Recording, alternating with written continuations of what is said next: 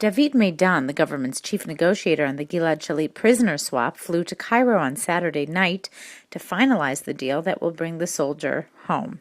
Maidan is expected to finalize details of the release during his meetings in Cairo. According to initial plans on Tuesday, Shalit will be taken across Gaza's southwestern border into Egypt, likely via the Rafah crossing, where he will be met by Egyptian security officials and a small Israeli delegation to verify his identity and ensure he is healthy. There is a possibility that he will be transferred directly to Israel. He will then be taken by plane to an IDF base, while groups of Palestinian prisoners are transferred from Ketziot to the West Bank, the Gaza Strip, Egypt, and countries abroad. At the army base, Shalit will meet his family and undergo more comprehensive medical exams. From there, he is expected to be flown to the Tel Nof Air Force Base near Rehovot for a low-key reception, where he will be greeted by Prime Minister Benjamin Netanyahu and Defense Minister Ehud Barak. He will then be flown by helicopter to his home in Mitzpeh Hilah in the Upper Galilee.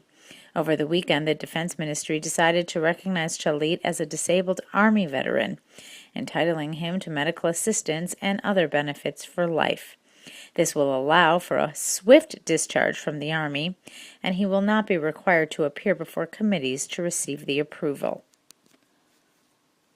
The Israel Prison Service began processing the 477 Palestinian security prisoners scheduled to be released in the first part of the exchange deal for Israeli soldier Gilad Shalit. Israel agreed to release a total of 1,027 Palestinian prisoners from jails in exchange for Shalit's freedom. The swap is scheduled to take place on Tuesday. On Sunday, the prisoners were transferred from 11 prisons across the country to 2 prison facilities where they will undergo identification procedures and medical checks ahead of Tuesday's swap. Security forces secured the routes the buses used to transport the prisoners, fearing the attempts may be made to torpedo the transfer. In 2 months' time, a second batch of 550 prisoners chosen by Israel will be released. The first batch contains 450 male prisoners and 27 females. Over half of the prisoners to be set free were serving life sentences for murdering Israelis. Some will return to homes in the West Bank and Israel, others to Gaza, and others will be deported abroad as well as to Gaza. On Saturday night, Justice Ministry officials brought the lists of prisoners' names and their files to the residence of President Shimon Peres, who is required by law to sign pardons of all the prisoners scheduled to be released. Over the next 48 hours, the families of terror victims killed in attacks in which the released prisoners were involved in have the right to appeal against their release in court. The list of 477 prisoners scheduled to be released include 280 people serving a total of 924 life sentences for their involvement in terror attacks in which scores of Israelis were killed. They include Nasser Yatima, who was convicted of plotting the 2002 suicide bomb attack at Netanya's Park Hotel, in which 30 civilians were killed and 140 wounded. Walid Anjas for his involvement in the bombing of the Momen Cafe in Jerusalem the same year, in which 12 Israelis were killed and 54 injured. Musab Ashlamon, who was sentenced to 17 life sentences for dispatching 2 suicide bombers who blew up 2 buses in Beersheba in 2004, killing 16 civilians. Ibrahim Jundia, sentenced to 12 life sentences for dispatching a suicide bomber who blew up a Jerusalem bus in 2002, killing 11. Fadi Mohammed al-Jabba, sentenced to 18 life sentences for plotting the Haifa bus bomb attack in 2003, in which 17 passengers were killed. Tamim Ahlam, the female Hamas terrorist, convicted of aiding the suicide bombers who blew up the Sparrow Pizzeria in Jerusalem, murdering 15 and injuring scores. Abd al-Aziz Salaha, who participated in 2000 lynching of 2 Israeli military reservists who mistakenly entered Ramallah and were attacked and beaten to death by a raging mob. Despite the heavy price paid for Shalit's release, Israel did not say it would not pursue the terrorists set free in the future.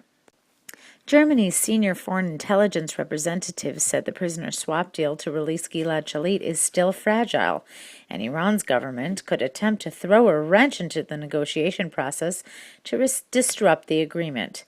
Speaking to reporters in Berlin on Friday, Ernest Urlau, the head of the German Federal Intelligence Service, BND, and Gerard Conrad, the BND agent who helped lay the groundwork for the release, expressed worries about Iran's possible intervention. Urlau said Germany's role in the Shalit agreement is a source of pride. According to Israel and Germany's governments, the Egyptians took the lead in the complex bargaining process and sealed the agreement.